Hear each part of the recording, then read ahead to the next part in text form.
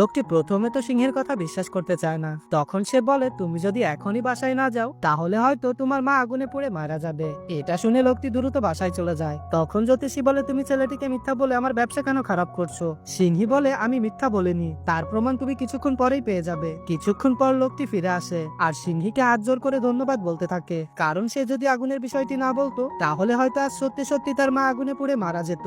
সিংহী পাখিটির জন্য খাবার কিনে বাসায় চলে আসে আর তারা উঠানে বসে গল্প করতে থাকে। তখনই সেখানে একটি মেয়ে আসে আর সিংহীকে জিজ্ঞেস করে, আপনি কি সেই ব্যক্তি যে ভবিষ্যৎবাণী করেছিল? দয়া করে আমার স্বামীর খোঁজ দিন, আমি অনেকদিন ধরে আমার স্বামীর জন্য অপেক্ষা করছি, কিন্তু জানি না সে কোথায় আছে। যুদ্ধে যাওয়ার পর থেকে আজ পর্যন্ত ফিরে আসেনি। এটা বলে মেয়েটি সিংহের গায়ে হাত দিতে সে তার স্বামীর অতীত দেখতে পায়। সে দেখে তার স্বামী যুদ্ধ করতে গিয়ে মারা গিয়েছে, কিন্তু সিংহ এই কথাটি মেয়েটিকে বলতে পারে না। মেয়েটি যদি জানতে পারে তার স্বামী মারা গিয়েছে তাহলে হয়তো সে আরো বেশি পাগলামি শুরু করবে, আর এর জন্য সিংহী বলে সে ভবিষ্যৎবাণী করতে পারে না। কিন্তু তারপরেও মেয়েটি বুঝতে চায় না আর সে পাগলামি করতে শুরু করে। তখন মেয়েটির ভাই তাকে সেখান থেকে নিয়ে যায়। মেয়েটি চলে যেতেই পাখিটি সিংহের কাছে জিজ্ঞেস করে, তুমি তার স্বামীকে দেখেছো, কিন্তু তারপরেও তাকে কিছু বললে না কেন? তখন সিংহী বলে সে কিছুই দেখেনি। পার্ট 5 দেখতে চ্যানেলটি সাবস্ক্রাইব করুন।